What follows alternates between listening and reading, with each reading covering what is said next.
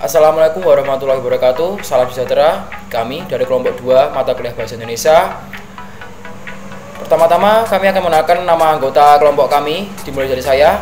Perkenalkan, nama saya Muhammad Farizal Firmansyah Zakaria, nomor induk mahasiswa 412200156, Prodi Administrasi Bisnis Terapan. Nama saya Yunita Rayu, NIM 4122001042 dari Prodi Administrasi Bisnis Terapan 1B Pagi. Perkenalkan, nama saya Ridho Dafa Osama, NIM 4122001048 dari Prodi Administrasi Bisnis Terapan 1B Pagi.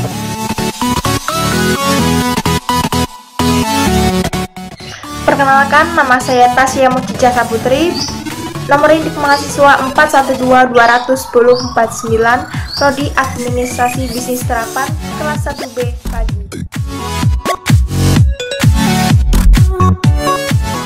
Nama saya Pipin Deviani, NIM 4122001044, Prodi Administrasi Bisnis Terapan. Di sini kami akan mempresentasikan tentang pajak dan bea cukai.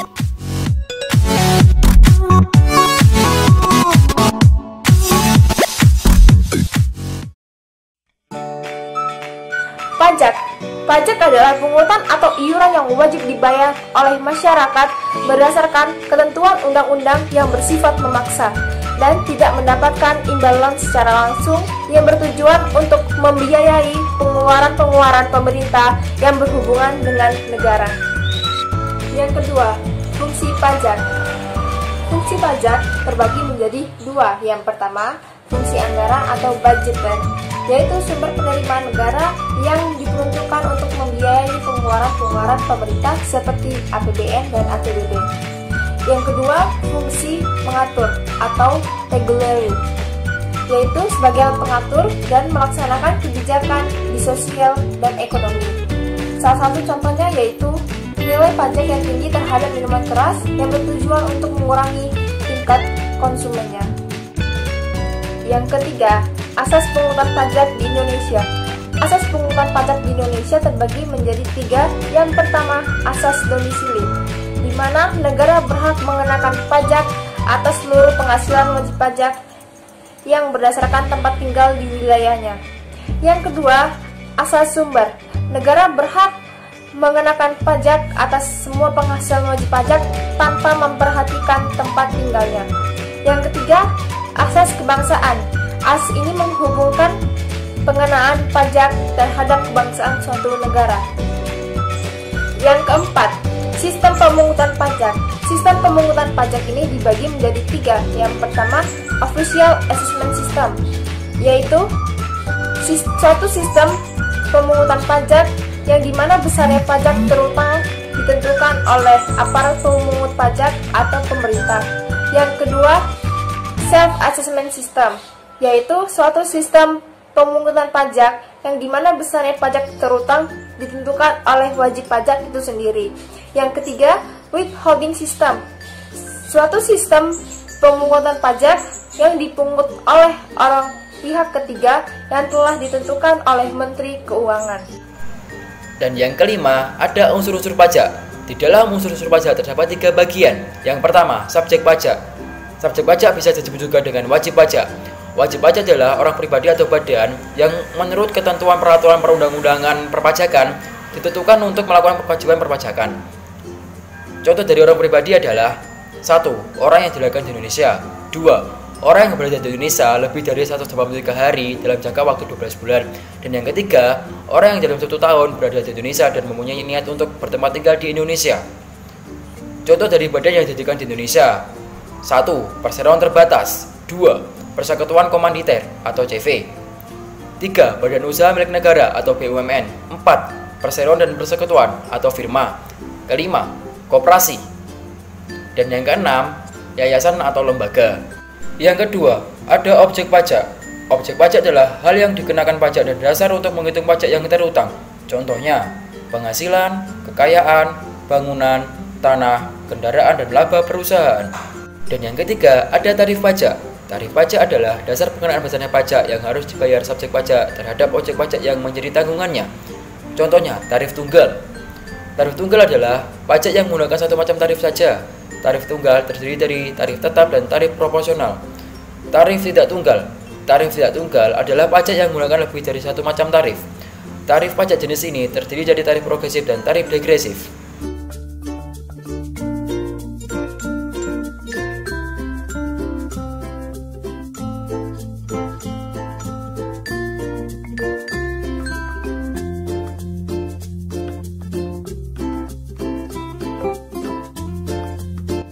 Pengertian bea cukai.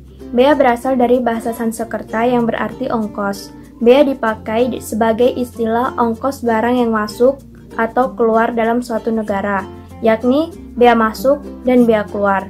Instansi pemungutannya disebut dengan pabean. Tujuan dari bea sendiri yaitu yang pertama, mengurangi tingkat impor, dan yang kedua, sebagai pemasukan negara. Kemudian cukai. Cukai adalah pungutan negara yang dikenakan terhadap barang-barang tertentu yang mempunyai sifat atau karakteristik yang ditetapkan dalam Undang-Undang Cukai, yaitu Undang-Undang Nomor 11 Tahun 95. Di sini saya akan menjelaskan tentang Direktorat Jenderal Bea Cukai atau sering disebut dengan Bea Cukai. Adalah nama dari sebuah instansi pemerintah yang melayani masyarakat di bidang kepabean dan cukai. Pada masa pemerintahan Belanda sering dibilang atau sering disebut dengan istilah custom. Tugas dan fungsi dari bea cukai sendiri adalah berkaitan dengan pengelolaan keuangan negara, antara lain memungut bea masuk, selain itu mengawasi ekspor dan impor, dan mengawasi peredaran minuman yang mengandung alkohol dan etil alkohol. Selanjutnya saya akan menjelaskan bagaimana cara perhitungan bea cukai dan pajak.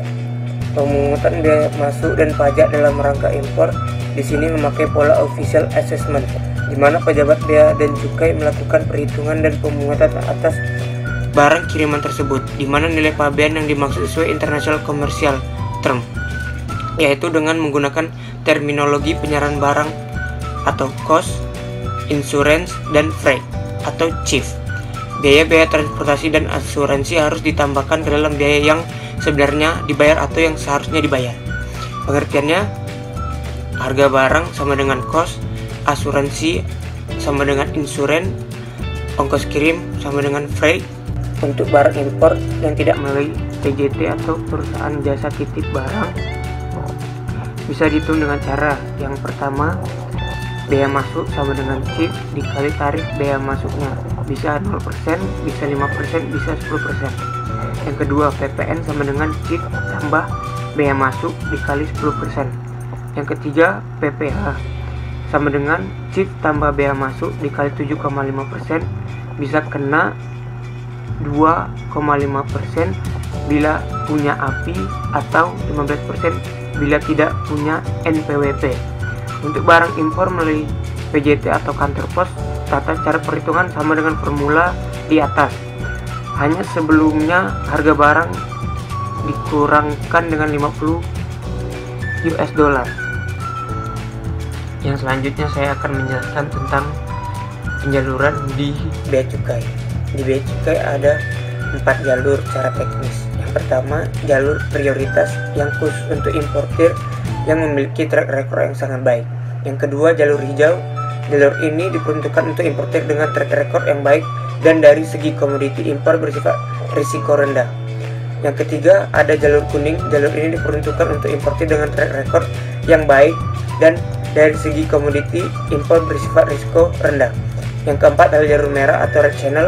Ini adalah jalur umum yang dikenakan pada importir baru, importir lama yang memiliki catatan khusus, importir dengan risiko tinggi karena track record yang tidak baik, jenis komoditi tertentu yang diawasi pemerintah seperti bir dan alkohol. Hubungan antara bea cukai dan pajak.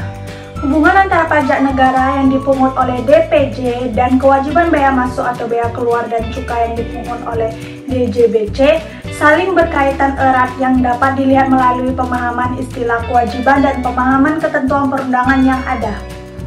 Dalam praktik perdagangan internasional, lazim dikenal adanya istilah kewajiban pabean dan kewajiban cukai. asal mulanya disebutkan kewajiban, ialah suatu pembayaran yang diwajibkan, terutama suatu pembayaran yang harus dilunasi kepada pemerintah.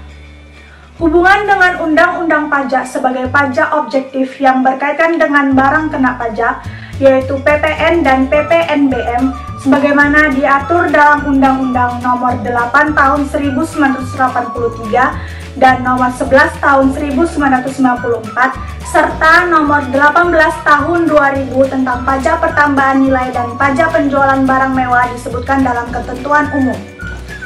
Dasar pengenaan pajak adalah jumlah harga jual penggantian, nilai impor, nilai ekspor, dan nilai lainnya yang ditetapkan keputusan Menteri Keuangan yang dipakai sebagai dasar untuk menghitung pajak yang terutang. Sedangkan nilai impor adalah nilai berupa uang yang menjadi dasar penghitungan bea masuk ditambah pungutan lainnya yang dikenakan pajak berdasarkan ketentuan dalam peraturan perundang-undangan pabean untuk impor barang kena pajak tidak termasuk pajak pertambahan nilai yang dipungut menurut undang-undang ini. Nilai pabean untuk perhitungan bea masuk adalah nilai transaksi dari barang yang bersangkutan pasal 15 ayat 1 Undang-Undang tentang Kepabeanan. Demikian materi yang dapat kami sampaikan, semoga bermanfaat bagi kita semua. Mohon maaf bila banyak salah kata. Wassalamualaikum warahmatullahi wabarakatuh.